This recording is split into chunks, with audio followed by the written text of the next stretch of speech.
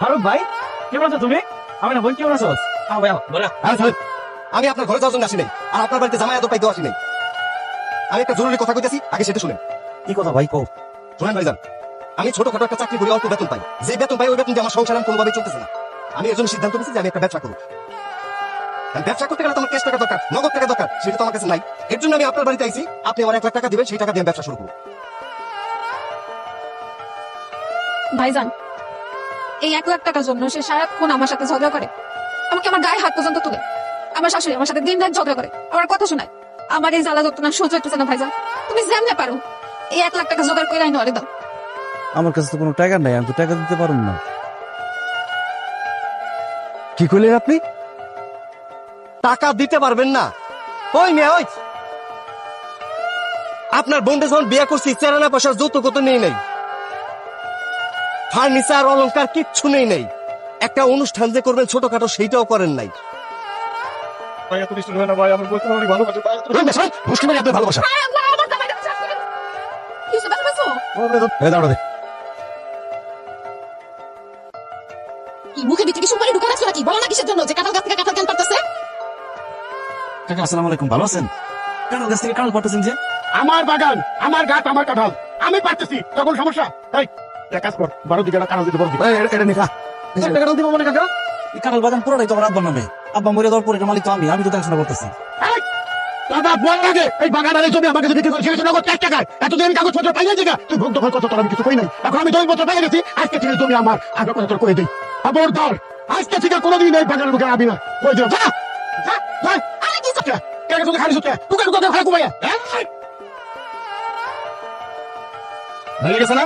যা, তাহলে তোর কিন্তু খুব যা যা। জামাই পাশে টাকা কি হইছে? আমি পারবো না। আরে আয় ভাই আমার ছাড়া হাত দে। এই যা, আব্বা তুমি কিছু কমা না কুমা মরে। আরে ভাই দেখে ভাই দেখে আরে বুড়া এই বয়স দাও নাকি তুই? তুমি তো বলবি তোর এত বড় সাহস। এই না করতে আমার ভাই। মহিলা বেচারা হাত দিবি না, এত বড় সাহস। সর, তুমি তো যা।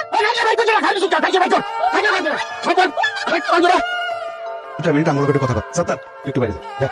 আচ্ছা কি কয় মিশন এত টাকা দিলাইস? কোন কেন স্যার, আপনি তো সবই জানেন। আপনার জামাই তো ছাত্র বাড়ি দখল করছি, এখন আবার আপনি ছাত্রের পক্ষ নিয়ে হার্ট শুরু করছেন কেন? দেখবেন হার্ট দুপুরতে কি করবি? আপনার আবার কথা কি ছিল যে ছাত্রের জমি দখল করবে, আমি কোনো কথা কোনো চুপচাপ থাকবো, 50,000 টাকা দিবেন, দিতে টাকা। টাকা আমি সাথে করে নিয়েছি, 50,000। সাত্তারে বুঝুন বুঝুন বুঝাই দিবেন, এই বাগানের মালিক আমার বাপ। বলছে জীবনে কোনোদিন এই বাগানের আশেপাশে না আসে, ঠিকঠাক করে বুঝাই দেবেন। 50 ঠিক আছে, বুঝে না একদম চিন্তা করিস না। টাকা যেহেতু পাই গেছি, 7 টাকা আর ওই বাগানের আশেপাশে দেখে দেবো। এখন চাচার পক্ষে কথা বলেছেন। বেতনের মতো কথা বস, মুখে মুখে তর্ক করা শিখছ? এই লালু চেয়ারম্যান কি কোনো দলিল না দেখে কথা বলে? তোর বাপে তোর চাচার কাছে জমি বিক্রি করে গেছে, এটা সত্য। যেহেতু এখন তোর সূত্রে এই জমির মালিক তোর চাচা, খবরদার এই জমির আশেপাশে তুই যাবি না। যদি যাস, তোর চাচায় আর তোর চাচা তো ভাই মিলা তোর ভূমি দখল মামলায় জেল খাটাইবো, তখন আমার কিছু করার থাকবো না। Mind it. আমি তো আলো ধরে তুমি আইবা না, আমারে বাধা দিবা না। সেখানে তুমি কই যেতেছো? কই যাইতেছি জানি না, তবে তোমার সংসার ছাইরা, তোমারে ছাইরা আমি সারা জীবনের জন্য চলে যাইতেছি। কি বলতেছো এসব? আমার সংসার ছেড়ে সারা জীবনের জন্য কেন চলে যেতেছো? কারণ তুই ভীতু, কাপুরুষ। তোর চাচাকে তোর জমি দখল করে ফেলাইলো, তুই কিছু কইতে পারলি না। চার বেঞ্চে ঘুষ খায় তোর চাচার পক্ষে কথা বললো, সেখানে তুই ভয় কিছু কইতে পারলি না। মানুষ, আমগো গরু, ছাগল, ফল, ফ্রুট সবকিছু নিয়ে যায়, তুই ভয় কিচ্ছু করস না। বিদেশে যাওয়ার জন্য জমি বিক্রি করে 3 লাখ টাকা দালালে দিলি, দালাল সেই টাকাটা মাইরা খাইলো। আমি কয়দিন পর পর তার সাথে গিয়া ঝগড়া করি, তুই ওখানে যাও কিছু করস না, তোর বলে ভয় করে। আমি তো সংসার করে কি করব? তোর সামনে দিয়ে যদি কেউ আমারে তুলে নিয়ে যায়, তুই তো ছায়া ছায়া দেখবি, ভয় তো কিছু করতে পারবি না। তাই তোর মতো কাপুরুষের সাথে আমি আর থাকবো না, আমি চলে গেলাম। সে বলি তুমি আমার ছেড়ে দাও না, তোমার ছাড়া আমি থাকতে পারবো না, তোমার আমি অনেক ভালোবাসি। ভালো কি আমি কম ছিলাম? আমার বাপ মা মাইনা নাই না দেখা আমি পালাই গিয়া তোমার বিয়া করছি। আমার বাবা এখন পর্যন্ত আমার সঙ্গে কথা কয় না, আমগো বিয়া মাইনা নাই না। সে বলি তুমি যেতে পারবো না, গেলে আমার লাশের মধ্যে যাই দেবো, আমার লাশের মধ্যে দাও পারলে। আরে তুই তো জিন্দা লাশ, তুই মইরা ভূত হয়ে গেলে আমার রাস্তা পেতে পারবি না। দেখ তোর ডিঙ্গা কেমনে যায়।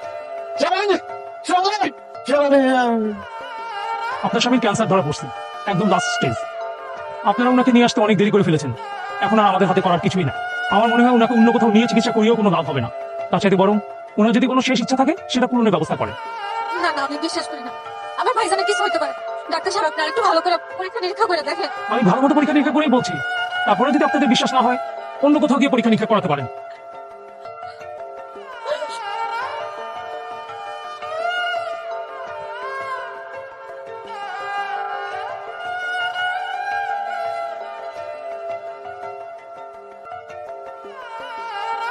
সাত্তার, তুই ভুলে গেছিস তুই কাজ সামনে কথা কইতেছস। আমি বাইকে আমি বাইক তোর একদম জানি মারবো। এই তুই আমার কি মারবি?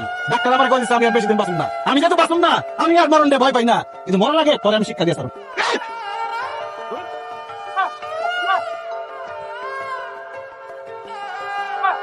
ভাই আমার বাপ করে দেন ভাই, ভাই আমি কোনো অন্যায় করবো না ভাই, সব তো সব করবে ভাই, ওই আমাদের সব করেছে আমার বাপ, আমাদের সব করেছে আমার বাপ। কি কইলিস? সব দোষ তোর বাপের? সব তো আমার বাপের, আমার কোনো দোষ নাই ভাই। ঠিক আছে, নেক্সট টার্গেট তোর বাপ। একটা কথা মনে রাখবি, এই সাত্তার আল্লাহ ছাড়া দুনিয়ার কাউরে ভয় পায় না। বাগানের মালিক আমি, আমি আমার বাগানের সামনে আমু, এতে সাহসে কি আছে? আপনি এখন এই মুহূর্তে আমার জমি থেকে ভাগেন, চলেন। কি কইলি তুই? এই বাগান থেকে আমি তো এরকম, হ্যাঁ? এখন এসে আমি কি বলছি তো কাঁদতে ফিতে খাই? আর একটা কথা না কইন থেকে জায়গা। এই যদি বাগান থেকে তোর বুঝতে হয়ে যাবো, বাগান বাগান থেকে কোনো ঠান্ডা হয়ে যাবো, জানো যদি? শেষবারের মতো কইতাছি চাচা, আমার বাগানের দখল ছাইড়া দেন, নাহলে কিন্তু খুব খারাপ হইব। কি কইলি তুই? খারাপ হয়ে যাবো? কি খারাপ হয়ে যাবো? এই বলো, এই দাদা, কি করবি? তুই কি করবি? কি করবি ভাই, কি করবি? খুব জানি ভাই, একবার জানি ভাই। বাবাজি, আমি স্বীকার করছি না, ভুল করছি, বন্ধাই করছি, মাফ করে দাও বাবাজি। আমি তোমার চাচা বাবার সঙ্গে তোর আমার করে দাও, আমার মায়ের বইরে যাবো। তুই আমার চাচা, তুই থাকবি আমার বাবার জায়গায়। আমার বাপ মারা যাওয়ার আগে তোর হাতে আমার তুলে দিয়ে গেছে, তো তুই আমার দেখে শুনে রাখতে পারোস, আমার দায়িত্ব নিতে পারোস। তা তো করস তাই, দিনের পর দিন তুই আমার অত্যাচার করছস, আমার সব কিছু দখল করছস, আমার জায়গা জমি দখল করছস, আমার গাছ দখল করছস, আমার বাড়ি গরু নিয়ে গেছস, আমার আম জাম কাঁঠাল যা আছে সব তুই নিজে একটা বিক্রি করছস, আমার ভাগ দাস নাই। তুই আমার অনেক অত্যাচার করছস, অনেক জুলুম করছস, তোর আজকে টানি মেরে পাবো একদম ছেড়ে পাবো। ভুল করছি, বন্ধাই করছি বাবাজি। এই ভুল আর জীবনে কোনদিন করবো না। আমি এখন এই বাগানের দখল ছেড়ে দিলাম বাবাজি, দখল ছেড়ে দিলাম বাবাজি। আর জীবনে কোনদিন এই বাগানে আসবো না। ভাইজান ডাকছো?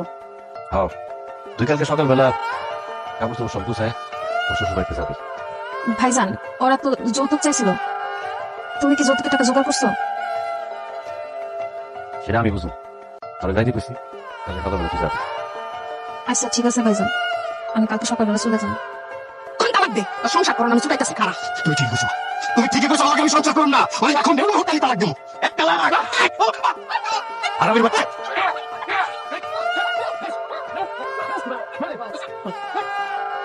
হারামির বাচ্চা, আমার বোন তোর ভালোবাসা বিয়ে করছে, আর তুই সামান্য করে টাকার জন্য আমার বোনের তালাক দিতে চাস। যতক্ষণ ভাবে আমার বোনের গায়ে হাত তুলছস, তোর আজকে আমি জানি মেরে ফেলবো। তোর আজকে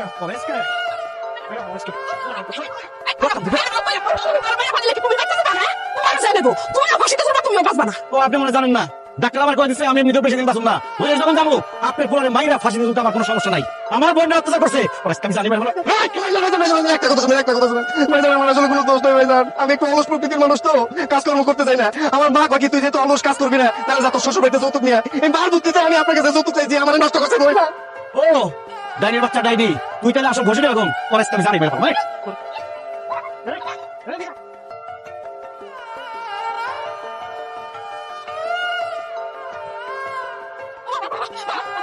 আপনারা তো মোটা মানুষ তো বাবা, সরে গেছি বাবা, আপনার বুড়ো বাবা, আমি কানে ধরছি বা, আমি আর জীবনে তোমার বোনের গায়ে হাত দেবো না, আমি আমার এবারে মুক্ত মাফ করে দাও, আমি আর কোনো দিন যৌতুক পাবো না বাবা, কানে ধরছি বাবা, সরে গেছি বাবা, আর পারি না বাবা, আমি কানে ধরছি, আর কোনোদিন করব না, এবার মতো মাফ করে দাও। তবে একটা সরব না। ভাইজান আমার শাশুড়ি আর স্বামীরা তুমি এবার মতো ছাইড়া দাও, তারা লোভে পড়ে যৌতুক চাইছিল, তাও তুমি মাফ করে দাও, তারপর আর কিছু কইও না। খালি আমার বোন করে দেখে তখন দুটো আমি ছাড়া দিল। তুই এখন এই মুহূর্তে আমার টাকা ফেরত দিবি, আজকে তোর আমি জানি মেরে ফেলাম।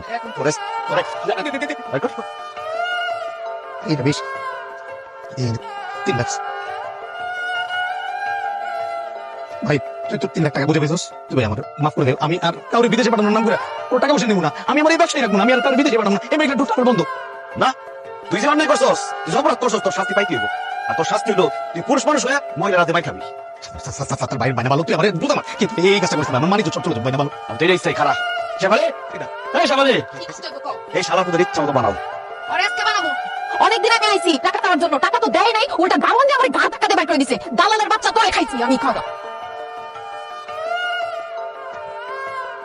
মুরগিন সাত্তার ভাই, আপনার খোয়ার থেকে কয়দিন আগে একটা মুরগি চুরি করে আমি বন্ধুরা মিলে পিকনিক খাইছিলাম। এর লাগে যে আমার পালন করা 2টা মুরগি যাইছি, মুরগিটা নিয়ে আমার মাফ করে দেন। লাগে দাদা, কি ব্যাপার? আপনি হাতে তো কিছুই নাই, আপনি আসছেন কেন? ভাই আপনি দেখি শহরে আছিস, তোর কি মনে আছে ভাই আমি ঘর করার সময় তোর কাছে একটা বড় গাছ পেয়েছিলাম 5,000 টাকা দিয়ে? আপনি তো বলছিলেন 5,000 টাকা নাকি অনেক বেশি হয়ে যায়, অনেক ঠকা হয়েছিল আপনার। তুমি কইছি ভাই ওই গাছ নেই বড়, ওই গাছের দাম আছে মিনিমাম 20,000 টাকা। তুই সহজ সরলের বোকা দেখে আমি তোরে ঠকাইছিলাম। ডাক্তার আমার কইছে আমি বেশি দিন বাঁচব না। আমি মরে যাবো, তোর মরে মরু।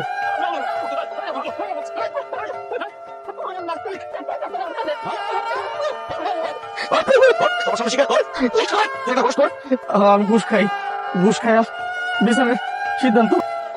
এখন বইরা গেল আমার এখন দুঃখ নাই ডাক্তার সাহেব, মনের মধ্যে এত সাহস আছে আল্লাহ তারা কাউরে আমি দুনিয়াতে ভয় পাই না। বাহ, আপনি সাহসী হয়েছেন, প্রতিবাদী হয়েছেন শুনে আমি খুব খুশি হইলাম।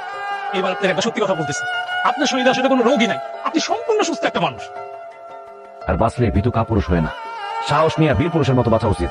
অন্যায় দেখলে প্রতিবাদ করা উচিত, সত্যরে সত্য আর মিথ্যারে মিথ্যা বলা উচিত। এখন থেকে যতদিন বাঁচুন অন্যায়ের বিরুদ্ধে লড়াই করে বাঁচুন, কারণ অন্যায়ের বিরুদ্ধে লড়াই করে মরলে শহীদ আর বাঁচলে